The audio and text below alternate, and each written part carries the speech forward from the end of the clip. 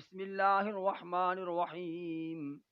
سورۃ الفاتحہ قرآن کریم کی سب سے پہلی صورت ہے، اور یہ وہ صورت ہے جو مکمل طور پر ایک ہی مرتبہ نازل ہوئی۔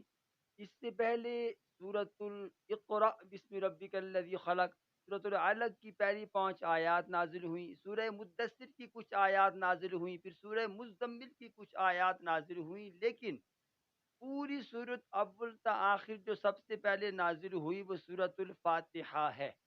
اس صورت کے کئی نام ہیں، اس کو ام القرآن، ام الکتاب، سورۃ الفاتحہ، اور قرآن عظیم بھی اسے احادیث صحیحہ میں فرمایا گیا ہے۔ یہ صورت بندے اور اللہ کے درمیان ایک ربط ہے۔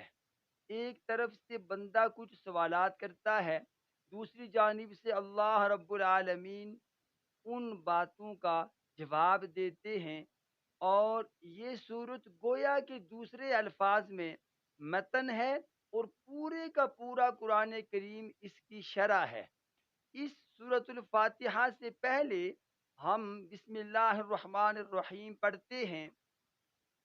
بسم اللہ الرحمن الرحیم ہر صورت کا جز ہے یا نہیں، اس کے بارے میں امام اعظم ابو حنیفہ رحمہ اللہ تعالی عنہ کے نزدیک بسم اللہ الرحمن الرحیم مستقل ایک آیت ہے، اور یہ ہر صورت کا حصہ نہیں، جز نہیں، بلکہ یہ صورتوں کے درمیان فصل کے لیے، صورتوں کو الگ کرنے کے لیے ہر صورت کے شروع میں اسے لکھا گیا ہے، ماں سوائے سورہ براعت کے، اس میں بسم اللہ الرحمن الرحیم کو نہیں لکھا گیا۔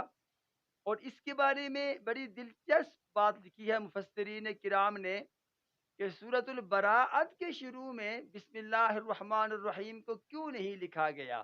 اس لیے کہ اس میں اللہ کی صفت رحمانیت و رحیمیت کا ذکر ہے، اور ایک طرف اللہ کی نرمی کو بیان کر کے آگے چونکہ سورۃ البراءت میں سخت قسم کے قوانین ہیں، اور کفار کے بارے میں کہا گیا وَقَاتِلُوا الْمُشْرِكِينَ حَيْثُ وَجَدتُّمُوهُمْ، کہ مسلمانوں یہ کفار جنہوں نے تمہیں تمہارے گھروں سے نکالا ہے، تمہیں تمہارے وطن سے نکالا ہے، اور تمہیں تمہارے دین پر عمل نہیں کرنے دیتے، کہ جہاں آپ کو ملیں آپ ان سے قتال کریں۔ اس لیے سخت قوانین سے پہلے اللہ کی صفت رحمت کا ذکر جوڑ نہیں کھاتا تھا، اس لیے وہاں اس کا ذکر نہیں۔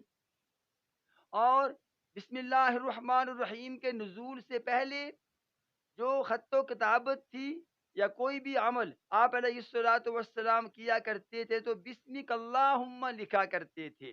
یہ جو صلح حدیبیہ ہے، جب تحریری معاہدہ ہو رہا تھا تو آپ علیہ الصلوۃ والسلام کی طرف سے کاتب معاہدہ نے، معاہدہ لکھنے والے نے بسم اللہ الرحمن الرحیم لکھا، تو کفار نے مطالبہ کیا کہ ہم ایسی کسی ذات کو نہیں پہچانتے جو رحمان ہو، جو رحیم ہو، ہم تو لکھا کرتے ہیں بسمک اللہم، لہٰذا آپ بسمک اللہم لکھیے۔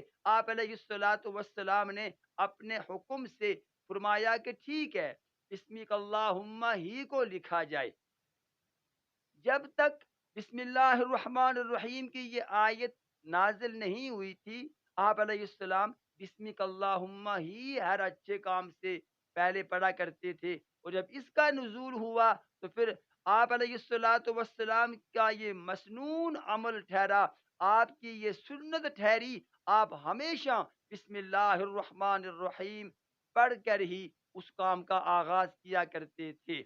اس بسم اللہ الرحمن الرحیم میں حرف با اس کے کئی معنی ہیں، 3 اس کے مشہور و معروف معنی ہیں، ایک مصاحبت، دوسرا تبرک، تیسرا استعانت۔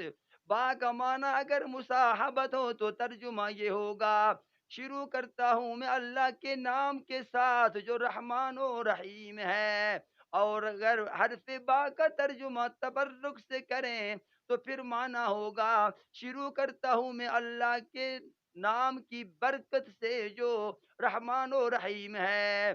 اور اگر با کا معنی استعانت ہو تو بسم اللہ کا ترجمہ یہ ہوگا، شروع کرتا ہوں میں اللہ کی مد کے نام کی مدد سے جو رحمان و رحیم ہے۔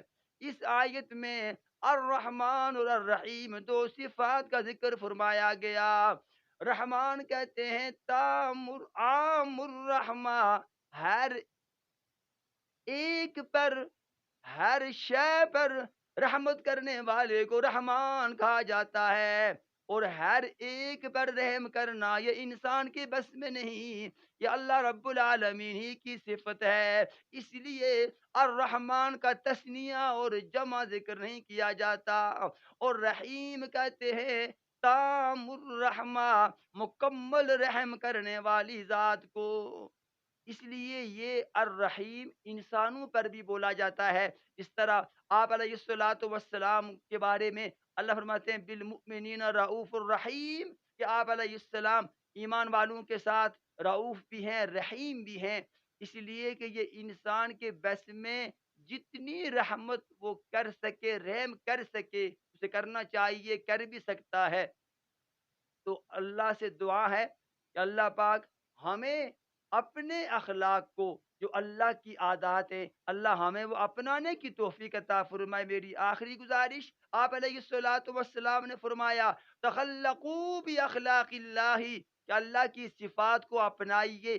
اللہ رحم کرتا ہے تو ہمیں بھی اپنے تئیں رحم کرنا چاہیے، اور ہر جائز کام سے پہلے بسم اللہ الرحمن الرحیم کو پڑھنا چاہیے۔ مسنون عمل ہے، اللہ عمل کی توفیق عطا فرمائے۔